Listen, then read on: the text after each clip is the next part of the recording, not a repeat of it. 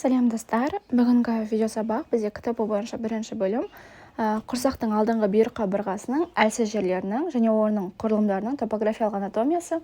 Бүгінгі сабақта біз құрсақтың аймақтарына және дағы оның аймақтарына және дағы оның мүшелердің проекцияларына, құрсақтың шекарасына тоқталамыз бірінші.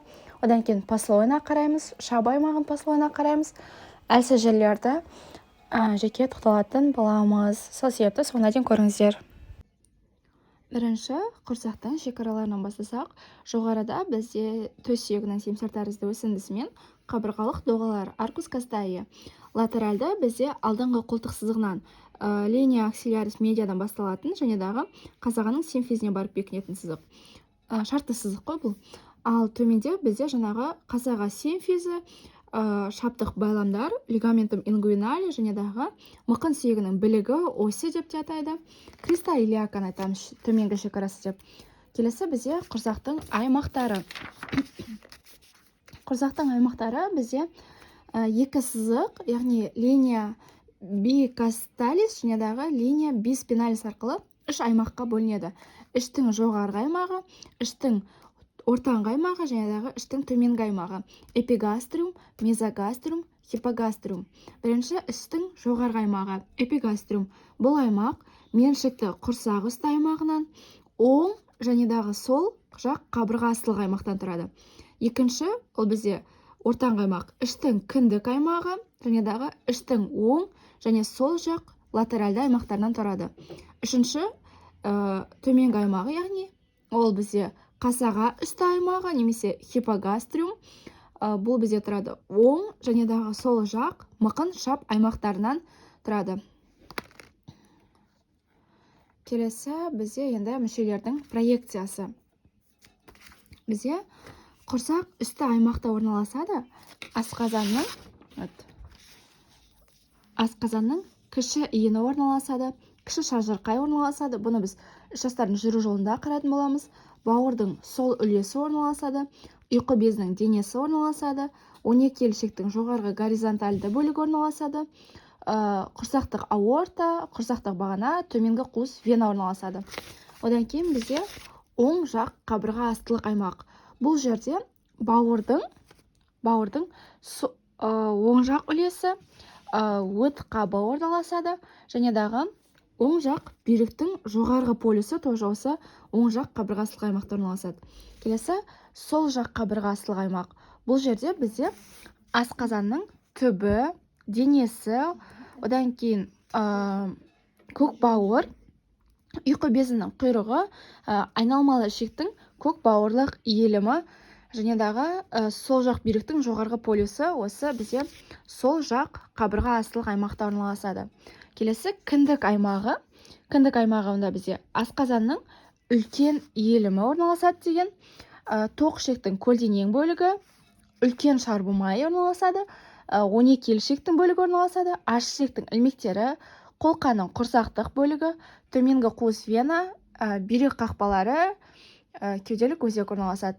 Одан кейін оң жақ бүйірлік аймақ. Бұл жерде бізде тоқ ішектің өрлемелі бөлігі, мықын ішектің аз ғана бөлігі орналасады және дағы оң жақ бүйректің бөлігі, оң жақ несебағар орналасады. Келесі сол жақ бүйірлік аймақ. Бұл жерде бізде тоқ ішектің төмендеген бөлігі, бүйректің сол жақ бөлігі, несебағар, аш ішектің ілмектері орналасады. Одан кейін уже біз шап аймағына өтеміз. Бірінші шап аймағы дегенде меншікті қасаға үсті аймағы. Бұл жерде орналасады аш ішектің ілмектері, қуық, ер адамдарда жатыр, әйел адамдарда жатыр болады және дағы тік ішек орналасады шап аймағында. Оң жақ шап аймағында бізде соқыр ішектің құрт тәрізді өсіндісі, мықын ішектің соңғы бөлігі, жатыр қосалқылары, оң жақ несебағар орналасады. Ал енді сол жақ шап аймағында сигма тәрізді ішек, аш ішектің ілмектері, жатыр қосалқылары және дағы сол жақ несебағар орналасады.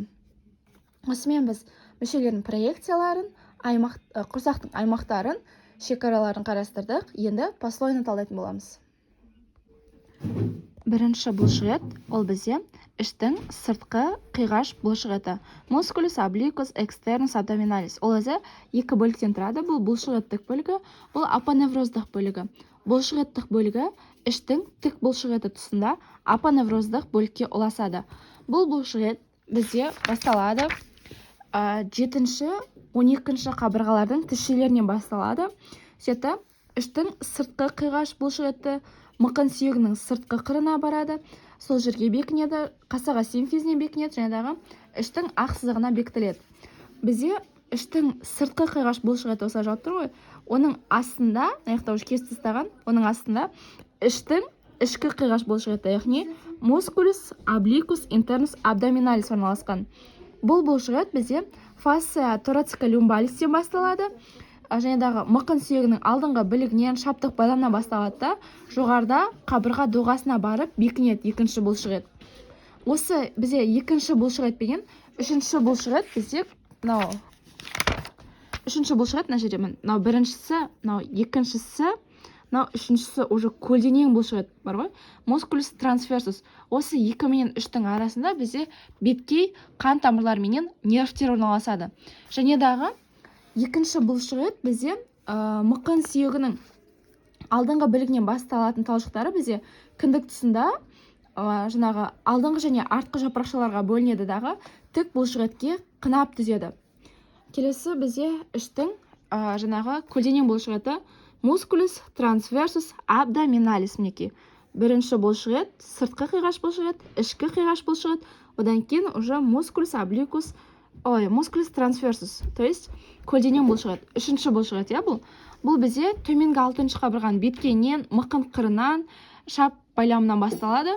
Бізде бұл бұлшық ет көлденең бағытта орналасады. Келесі бізде құрсақтың алдыңғы бүйір қабырғасының послойна топографиясы. Бірінші құрсақтың тері қабаты, ол бізде терісі жұқа, қозғалмалы болып келеді. Және дағы кіндік тұсындағы тері қабаты ол ішке қарай тартылған және іштің ақ сызығы бойында апоневрозбен бітісіп кеткен. Одан кейін тері асты май клетчаткасы. Ол өте борпылдақ болып келеді. Көбінесе іштің төменгі аймағында жақсы дамыған, бірақ кіндік аймағында бізде тері асты май клетчаткасы болмайды. Одан кейін бір кітапта жазылған, осы именно тері асты май клетчаткасында беткей фасция орналасады деп жазған. Ал бір кітапта беткей фасция осы тері асты май клетчаткасынан кейін орналасады деп жазылған. Беткей фасция бізде, яғни ол кеуде аймағында беткей фасцияның жалғасы болып келеді. Іш аймағында дағы беткей фасция болады, яғни ол кіндіктен төмен бізде беткей фасция екі жапырақшаға бөлінеді. Яғни беткей жапырақша және дағы аяқта терең жапырақша. Біріншісі беткей жапырақшасы, мен жазып қойған жерде fascia abdominalis superficialis lamina superficialis, бұл бізде fascia campera деп те атайды. Бұл бізде борпылдақ болып келеді дағы, бұл fascia көрші аймақтарға жайылған болып келеді. Ал үшіншісі, ол бізде біз жаңа беткей фасциясын айттық қой, campera фасциясы деп. Екінші терең жапырақшасы, ол fascia Thomsона. Бұл бізде өте тығыз болып келеді бұл фасция. Бұл фасция төменде барады дағы шап байламына, лигаментум инguinalиға барып бекиді. Фасциядан кейін бізде уже бұлшық еттер кетеді. Бізде көлденең бұлшық еттің апоневрозының тік бұлшық еттің алдынан өткен жері доға тәрізді із қалдырады да, бұл жер линия аркуата, либо Дуглас сызығы деп аталады. Бізде бұлшық еттің апоневрозға өту орны бізде іштің алдың қабырғасының әлсіз жерлерін білдіретін жартай сызығы немесе шпигель сызығы деп аталады. Бұны мен сіздерге басқа суреттен көрсететін боламын. Осы жерде көріп тұрғанымызда бізде полулунная линия деп тұр ғой. Бұл линияны бізде спигелиев сызығы немесе шпигель сызығы немесе жартай тәрізді сызық деп атайды. Бұл бізде бұлшық еттің апоневрозға өту орны, яғни іштің алдың қабырғасының әлсіз жері болып табылады. Одан кейін келесі линия ол бізде линия Дугласы, яғни доға тәрізді, линия аркуата, доға тәрізді сызық деп аталады. Бұл бізде көлденең бұлшық ет апоневрозының тік бұлшық еттің алдына өткен жерінде орналасқан сызықты айтамыз. Линия аркуата көк стрелкамен көрсетіліп тұр. Келесі бізде іштің тік бұлшық еті. Іштің тік бұлшық еті бұл бізде төс сүйегінің семсер тәрізді өсіндісінен басталады дағы қасаға төмпешігі қасаға симфизіне дейін созылып жатады. Бізде мына жерде іштің тік бұлшық еті ғой, мына жерде уже қынаппенен жабылып тұр да, ана жақта уже қынабын алып тастаған. Бізде іштің тік бұлшық етінің қынабы жалпы оның кіндіктен төмен немесе кіндіктен жоғары созылу деңгейіне қарай оның апоневрозы, апоневрозы әртүрлі бұлшық еттерден түзіледі. То есть қынабы әртүрлі бұлшық еттерден түзіледі. Бұны біз қазір осы дәл осы тұрған екенше көлденеңнен кестік деп қарайықшы. Вот көлденеңнен кестік. Енді вот кіндіктен жоғары қарайық, кіндіктен жоғары бізде мына іштің тік бұлшық етінің алдыңғы қынабын түзетіңдер, және дағы мына бізде алдыңғы қынабы ғой, ал уже бұны артынан уже артқы қынабы. Яғни әртүрлі бұлшық еттер түзеді. Неке послойна қарайықшы, біз бағана айтқан жаңағы бағана бері талап кетіміз ғой, тері, подкожно-жировая клетчатка, потом әрбір бұлшық етке тоқталдық, мына бізде сыртқы қиғаш бұлшық еті, одан кейін ішкі қиғаш бұлшық еті талдадық, одан кейін біз көлденең бұлшық еті талдадық. Енді көріп тұрғаныңыздай, бұл бұлшық еттер бізде іштің тік бұлшық етіне қынап түзіп тұр, алдынан, артынан қоршап қынап түзіп тұр. Яғни бұл кіндіктен жоғары, кіндіктен жоғары іштің тік бұлшық етінің алдыңғы қынабын бізде түзеді, іштің сыртқы қиғаш бұлшық еті түзеді, және дағы іштің ішкі қиғаш бұлшық етінің беткей табақшасы алдыңғы қынабын түзді. Тік бұлшық еттің алдыңғы қынабын түзді. Енді осы тік бұлшық еттің артқы қынабын қарайық. Тік бұлшық еттің артқы қынабын бізде түзеді, іштің ішкі қиғаш бұлшық етінің артқы табақшасы, және дағы көлденең бұлшық ет, мускулус трансверсус екеуі іштің тік бұлшық етінің артқы қынабын түзді. Ал егер дағы кіндіктен төмен разрыв жасайтын болсақ, көріп тұрғанымыздай тоже тері асты май қабаты, подкожно-жировая клетчатка. Потом уже бізде үш бұлшық ет айттық қой, біз бағана мускулус обликус, сыртқы қиғаш бұлшық ет, ішкі қиғаш бұлшық ет, және дағы көлденең бұлшық ет. Мына жердегі ерекшелік бізде іштің ішкі қиғаш бұлшық еті алдыңғы және дағы артқы жапырақшаларға бөлініп, іштің тік бұлшық етіне қынап түсті. Ал мына жақта бізде үш бұлшық етте іштің алдыңғы қабырғасына қынап түзеді, көріп тұрғанымыздай. То есть үшеуі де алдыңғы қабырғасынан жүреді. Сыртқы қиғаш бұлшық етте, ішкі қиғаш бұлшық етте, көлденең бұлшық етте үшеуі бірігеді дағы іштің тік бұлшық етінің алдыңғы қынабын түзеді. Ал бұлардың артында, іштің тік бұлшық етінің артында бізде көлденең фасция орналасады. Фасция трансверсалис немесе фасция абдоминалис деп аталады. Бұл фасция бізде төменде шап аймағына барып бекінеді, және дағы шап каналын түзеді. Ол бізде осы құрсақтың алдыңғы бетке қабатының жаңағы осал жері болып табылады. Келесі бізде жаңағы фасция трансверсалис, то есть көлденең фасциядан кейін уже париетальды мына жақта клетчатканы көріп тұрмыз ғой. Бұл бізде ішперде алды клетчатка деп аталады, либо клетчатка Ланген-Бенхе деп аталады. Одан кейін бізде келесі клетчаткадан кейін бізде уже ішастар кетті, брюшина. Білеміз, бізде брюшинаның екі жапырақшасы бар. Мына көріп тұрғанымыз бізде париетальды ішастар. Оның висцеральды жапырақшасы бізде уже ішкі мүшелерге қынап түзеді. Ал бұл бізде париетальды, яғни қабырғалық ішастар. Қабырғалық ішастар бізде бағана біз фасция трансверсалис немесе фасция эндоабдоминалис дедік қой, құрсақ ішілік немесе көлденең фасция, екі түрлі аты бар. То есть бұл осы фасция екеуінің ортасында бізде клетчатка арқылы бөлінген. Бізде париетальды ішастарды аңғаруымыз қажет. Бұл жерде қатпарлар менен шұңғырлар, яғни плика умбиликалис солар болады. Аяқтан көрсетейін мен сіздерге бұл қатпар шұңқырларды. Бізде париетальды ішастардың қатпарлары. Бірінші қатпар плика умбиликалис медиана. Аяқта бірінші париетальды ішастардың қатпары ол бізде плика умбиликалис медиана. Бұл бізде тақ болып келеді. Қуықтан жоғарғы жағынан кіндікке дейін созылып жатады. Бұл бізде урахус дейді ғой, сол зәр өзегін жауып жатқан перитональды қатпар. Одан кейін келесі ол бізде плика умбиликалис медиалис.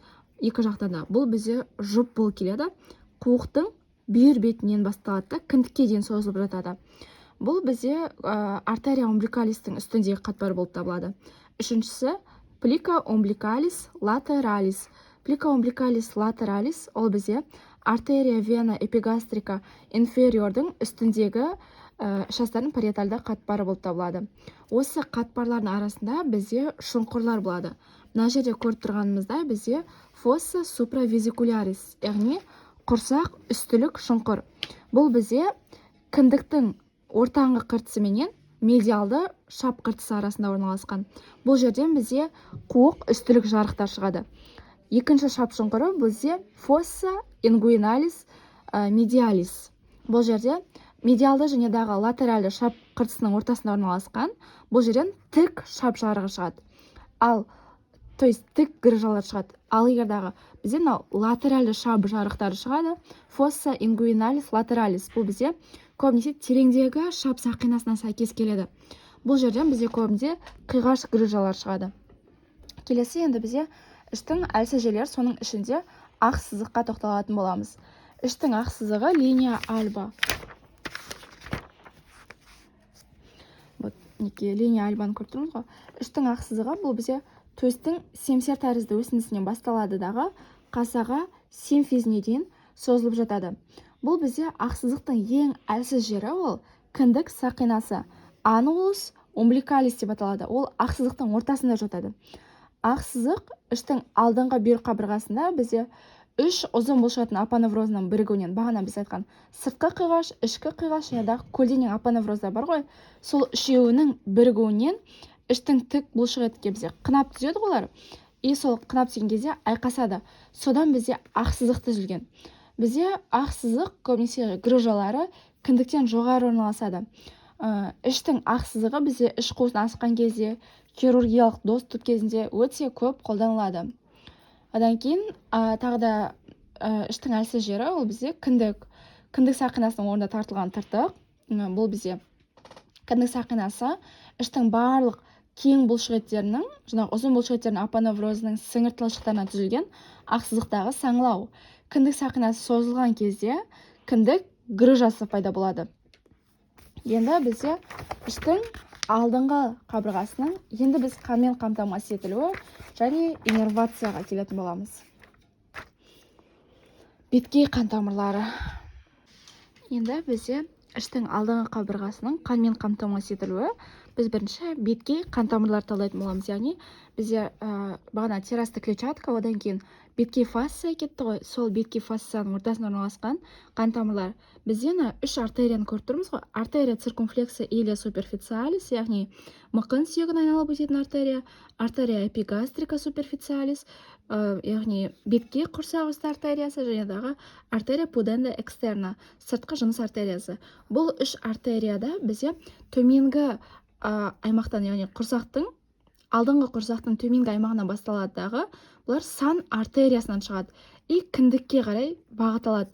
Мына жерде көріп тұрғанымыз артерия эпигастрика инфериорис. Бұлар бізде уже кіндікке қарай бағыт алады. Яғни беткей қан тамырларға біз осы үш артерияны айтамыз. Жаттап аламыз. Артерия циркумфлекса илиум суперфициалис, артерия эпигастрика суперфициалис, артерия пуденда экстерна.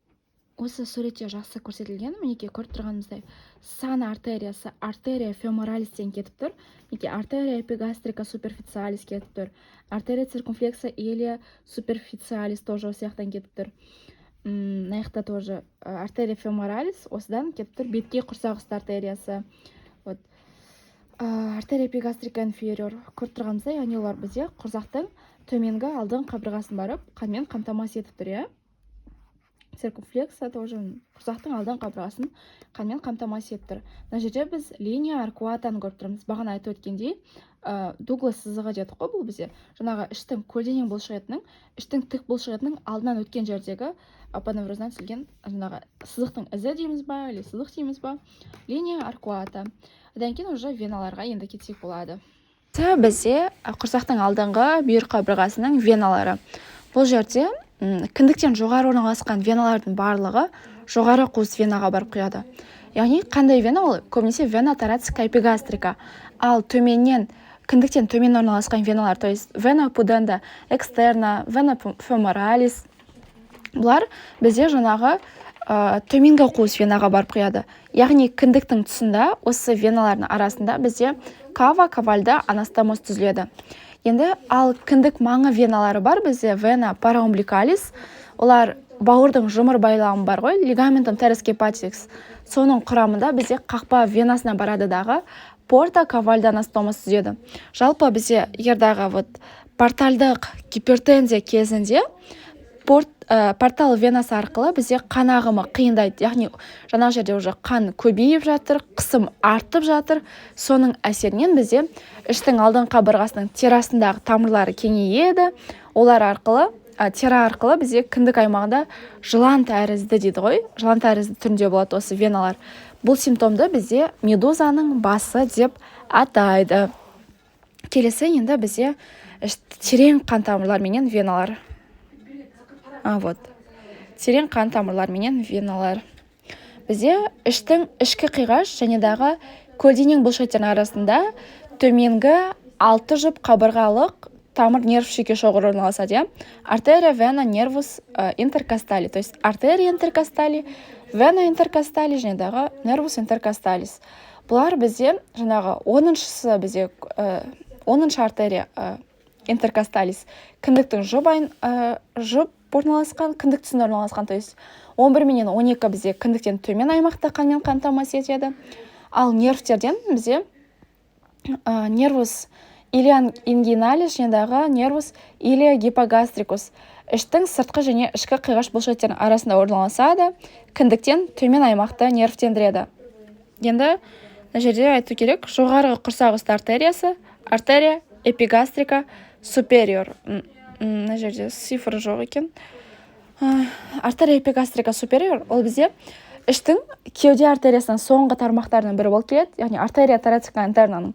Ол бізде іштің тік бұлшықетінің қынабының артқы қабырғасы арқылы еніп, кіндік деңгейінде түсіп, төмен құрсақ үсті артериясымен анастомоз жасайды. Яғни артерия эпигастрика супериор мен артерия эпигастрика инфериор екеуі анастомоз жасайды.